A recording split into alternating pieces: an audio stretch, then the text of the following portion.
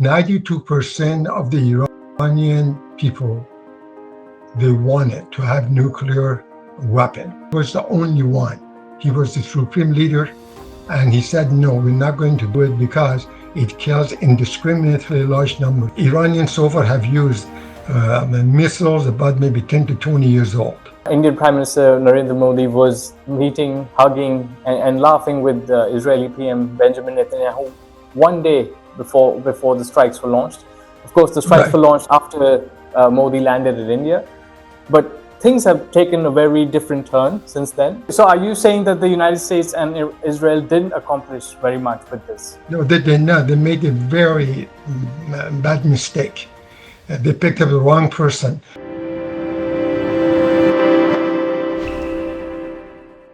Welcome to FO Talks. With me is Mehdi Alavi, the founder and president of Peace Worldwide Organization. He's a frequent author for Fair Observer. Mehdi was born in Tehran, a city that has been severely struck by Israeli and American airstrikes in the last 2 weeks. Mehdi, thank you again for speaking to Fair Observer. How are you? Fine. Thank you very much. I appreciate it for inviting me to join you on your program. Right. So I want to start with the war, which began on the February 28th. In the first round of strikes, Israel and the US killed Iran's supreme leader, Ayatollah Ali Khamenei. And instead of seeing mass protests erupt against the regime, Khamenei actually got a global, I should say, outpouring of emotions for him. Do you think the United States and Israel miscalculated their attack? Certainly, I think that the United States and Israel miscalculated and did not realize the popularity of Ayatollah Ali Khamenei. Ali Khamenei is very popular in Iran and also very popular among the Shia worldwide and even among many Sunni leaders. I've seen Sunni leaders who heard about the death of Ayatollah Khamenei. They were crying on the stage, the leaders, when they were speaking.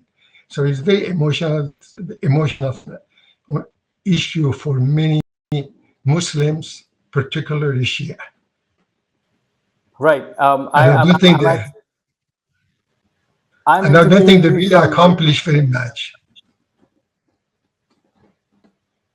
Okay, so are you saying that the United States and Israel didn't accomplish very much with this? No, they did not. They made a very bad mistake. They picked up the wrong person.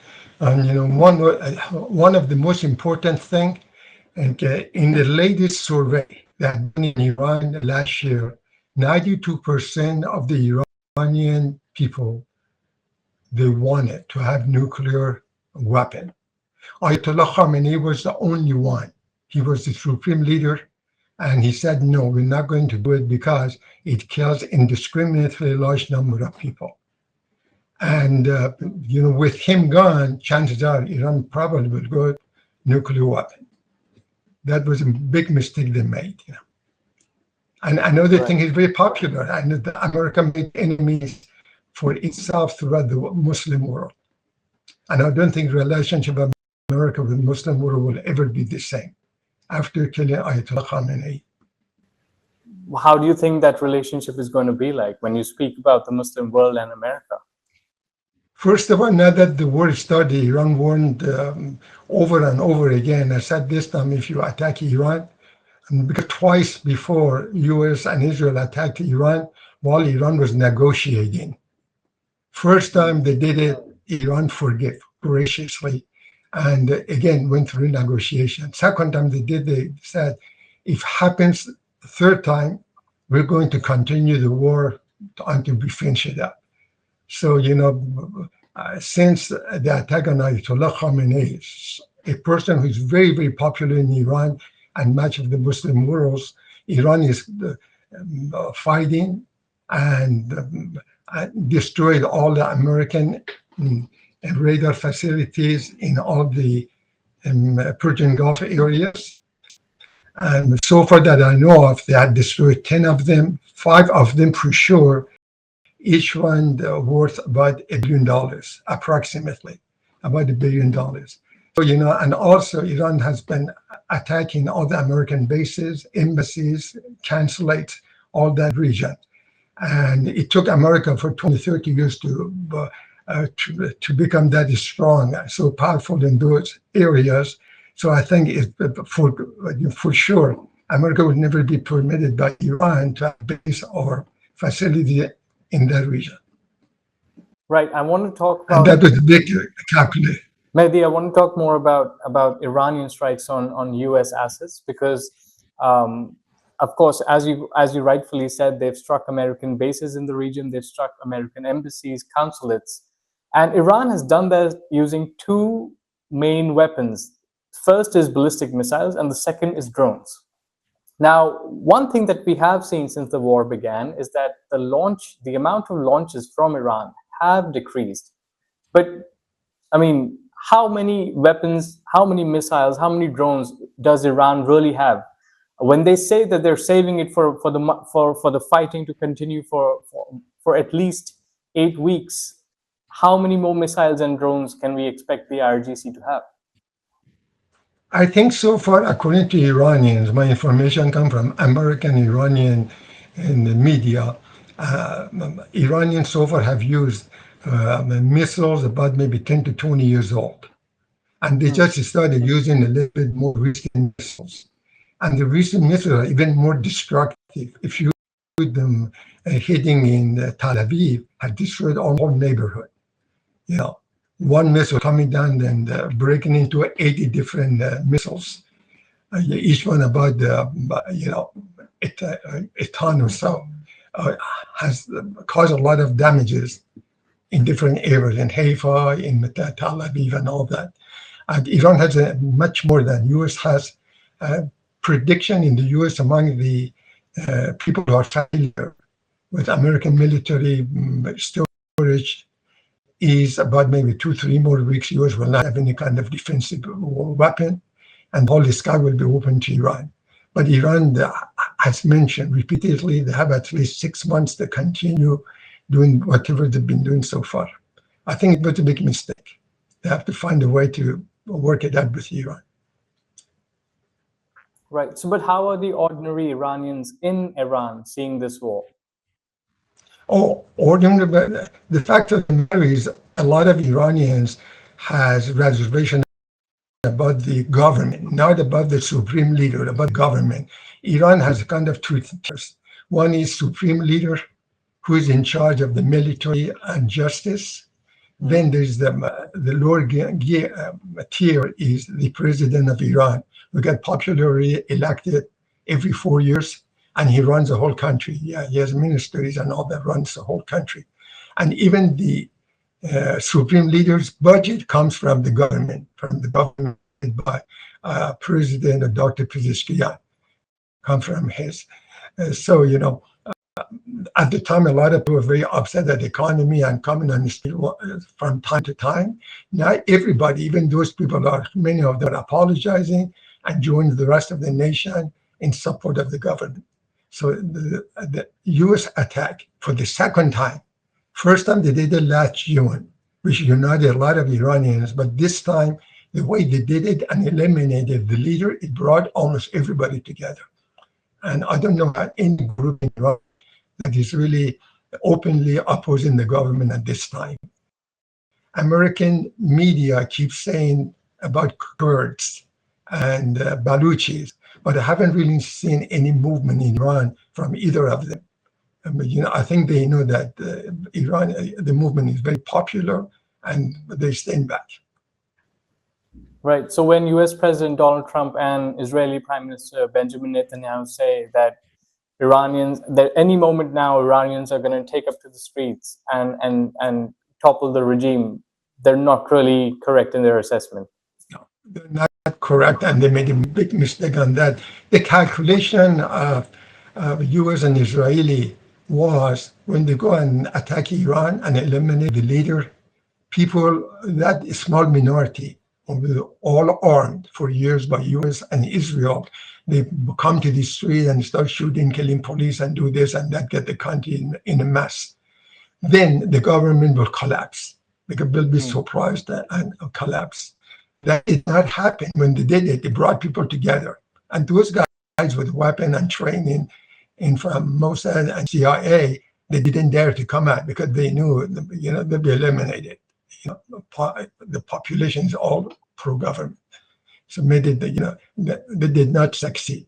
Another thing that Netanyahu has admitted is that for 40 years, he's been trying to get the US president to attack Iran, to go to war to Iran, and finally got Trump to do it.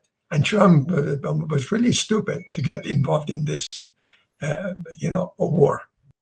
He has to find a way to get out of it. He wants to save his presidency, especially at home. 80% of Americans are opposed to war with Iran. And as the bodies will come to America, many of them will get very upset and angry. They're not going to be happy about it. Right. Well, when Trump started this special operation, I mean, they named it Operation Epic Fury. Initially, the deadline, or the supposed deadline, was about a week. Now it's been pushed to 3 weeks, and there is now talk that the Trump administration is looking at fighting in Iran till September. Do you think even that is realistic, or do you think Iran has much more? I don't think so.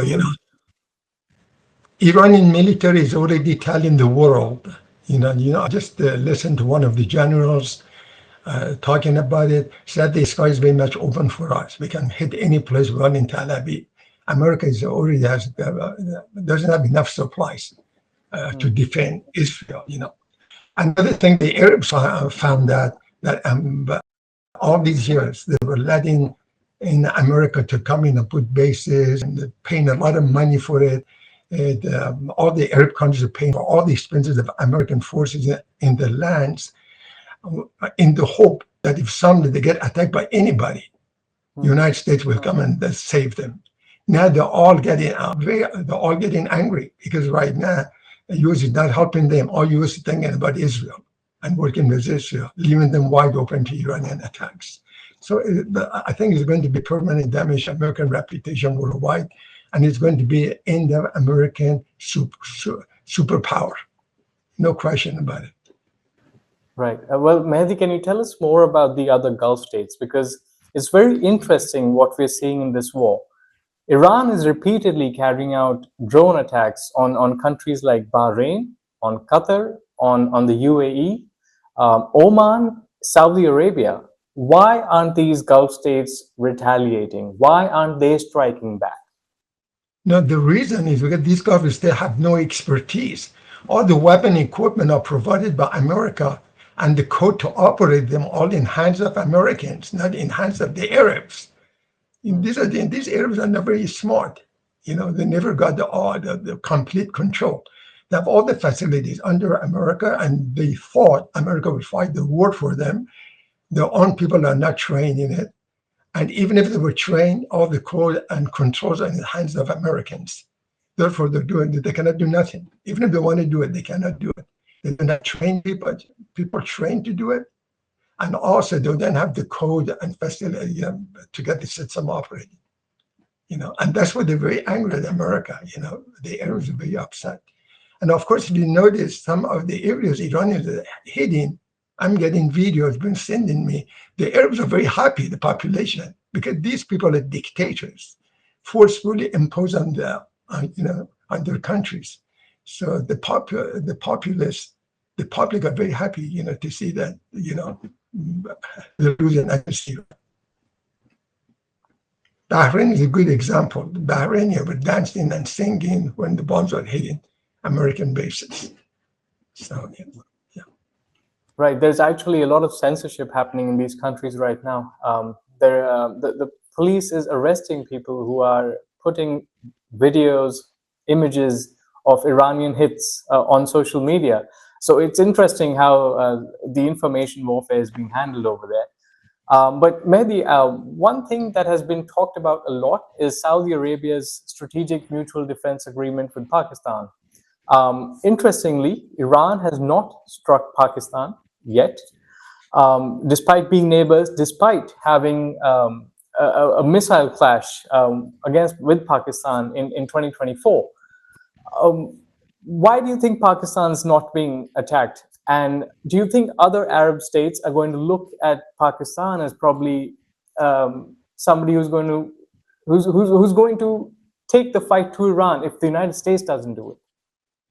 What is very interesting that you brought up, that Pakistan and Saudi Arabia signed an agreement that one of them is attack, the other one will go and help out, and Pakistan is not doing anything, it's staying back. All these are just to make money in all these countries. And Pakistan so far is very sympathetic to Iran. That's why Iran is not attacking Pakistan. Although Balochis, who used to attack Iran, come in and kill people and run back to Pakistan, they used to come from Pakistan. And that was a tension between Iran and Pakistan. Why not Pakistan? Why government of Pakistan is not controlling these Balochis who run into the villages, kill a lot of people and run back to Pakistan. But the Pakistani government so far is sympathetic to Iran. But I know Iran in the long run will not have good relationship with Pakistan because Pakistan Prime Minister nominated Trump for peace, for world peace, Nobel Peace Prize. And that was really shocked many Iranians and many people across the world. Trump is not really that peaceful since he has come in power. America is bombing about 16 different countries, and 8 of them well known. He's not a peaceful, but a peace president. Even if he wants people to think he's a peace president. So I don't think in the long run Iran relation with Pakistan going to be so good unless as government changes in Pakistan. Also, I think Iran relation in the long run, Iran until now has been very close to India because U.S. gave exception to India to trade with Iran. But after what Modi did with Netanyahu hugging each other, kissing each other, whatever, I don't think a future relation with India is going to be that great. I think India will face a lot of tough time in the future because much of its oil comes from the Middle East. And, so he's going to have a tough situation. That is my prediction. Mehdi, can you tell more about India-Iran relations? Because, yes, Indian Prime Minister Narendra Modi was meeting, hugging, and laughing with Israeli PM Benjamin Netanyahu one day before the strikes were launched. Of course, the strikes were launched after Modi landed in India. But things have taken a very different turn since then. There have been a lot of pro-Khamenei protests in India, especially largely with the Shia community. And other than that, the Indian ministry, the Indian Foreign Affairs Ministry, which has rather been vocal when other wars have erupted, have not really made too many statements condemning the first strike. Not even on the strike on the girls that were killed on day one in Tehran. How do you think the Iranians and Tehran is seeing New Delhi's reaction? My prediction is Iran will consider what Modi did with Netanyahu in future relationship is not going to be as sincere, as good as it used to be. And one reason Iran relied on India a lot, for instance, on Shah Bahar project, Iran gave it to India. The reason was because America gave exception to India to have trade with Iran. But India, a project was supposed to be done in 3 years. It dragged it for about 10, 15 years and still did not finish it. But Iran no other choice because everybody else did not dare to come and have to deal with Iran. But now I think after this, Iran is taking over. After this, I think Iran is going to give it to get the project rolling, reduce India's role in Iran. That's my prediction. Right. I know that India has a large population of Muslims in it, and many of them complain that the Modi government discriminates against them and gives them a hard time. There's still hard feeling even among the minorities in India that they're not treated properly by Modi's government. And, and Modi comes from a very hard line and the Hindu organization. And it's very sad to see a man who claims to be Hindu that says even killing a fly is not a good thing to do. He's supporting genocide, in Palestine. It really surprises me. Something that Gandhi was a strong supporter of Palestinians, and Modi changed that relationship, went to the opposite. I think that's going to hurt India in the future, and not only with Iran, probably with some other Muslim countries. Right. Well, maybe yes. India has the second largest population of Muslims in the world. We also have a large Shia population in our country, and yes, there has been angst amongst the Muslims, especially about Prime Minister Modi and his foreign policy and his extreme tilt towards Israel and the United States. I wouldn't say all minorities, because India also has Sikhs, Jains, Buddhists, Parsis, Jews. But yes, the Muslims have been quite unhappy with Narendra Modi's government and his foreign policy. But I want to move back to Iran, because I've been speaking a lot with Professor Stephen Zunes, who teaches in San Francisco. Fair Observer's founder, CEO, and editor-in-chief Atul Singh has also spoken extensively on Iran. He's in fact he's co-authored pieces on Iran with you. And he has told me two interesting things that I can't stop thinking about. First, that getting rid of Khamenei was bad, because now you're going to have black beards and not white beards. So you're going to have somebody younger, and they're going to be more aggressive. They'll have more testosterone. They'll be willing to take more risks. And second, Iranian people will realize that having the nuclear bomb would have prevented this. Having a nuclear weapon would have prevented this kind of an attack on not Iran, but Persia, a civilization that is almost 3,000 years old. I mean, do you agree? Can you tell us more on these 2 points? Well, Iranian civilization and people lived in Iran for, I think, 12,000 years. And about 3,000 to 4,000 years ago, they started organizing in government more than other governments. And about 2,500 years ago, then Cyrus started unifying all these kingdoms, whatever, made an empire out of all these, joining the kingdoms. So from that point of view, the history of the powerful government in Iran exists for about at least 2,500 years. And one thing is very important about Iran: many countries still operate on tribal. People that belong to different tribe, and they look at their own interests. Like in Saudi Arabia, Saudi is a tribe. They look at their own advantage. That family, all of the tribe really are at disadvantage. In Iran, from the time of the Cyrus the Great, he got people united, got away from being tribes. The Persian do not come from a tribe. They united. They left their own little kingdom and became united. So it's the only government that we know in history that for 2,500 years, people have been united. The Persians have been united, which the Persians are about over 50% of Iranians united, and they did not identify themselves with the tribe. They may identify themselves with the village or town or city, but not, with the tribe. That the Westerners have done. They didn't realize that Iran is that tribal. Can you come and hit the head of a government? Everybody is excited and celebrates, and the country is finished.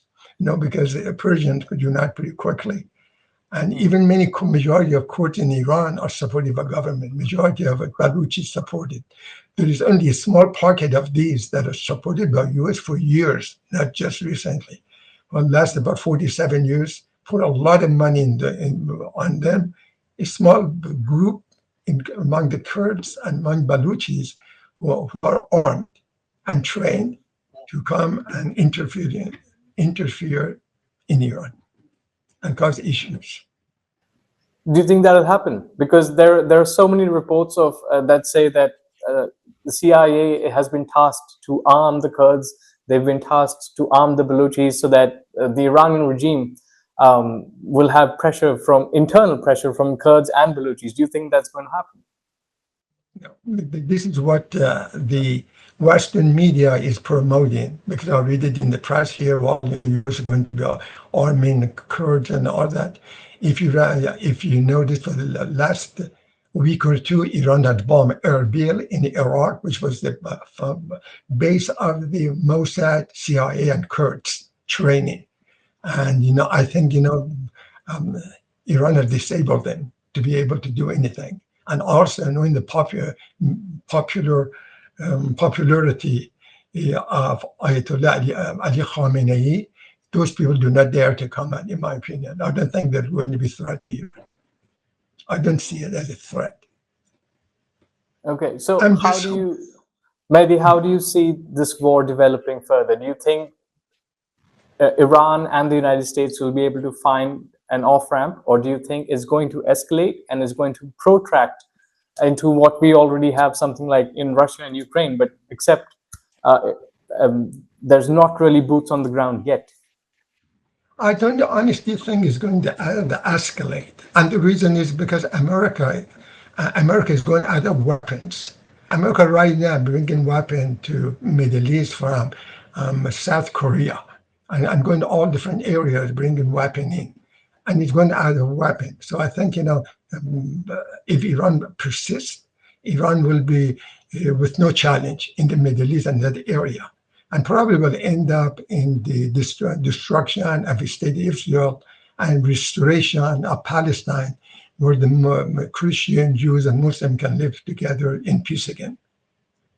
That's my prediction. If Iran persists, if they don't be fooled into negotiation, as they did twice before, and they persist, I think at the end, Iran going to win. So do you think the Iranian regime can survive this war? Oh, Iran regime for sure will survive and become more aggressive. The one who was against Iran and to become a nuclear power.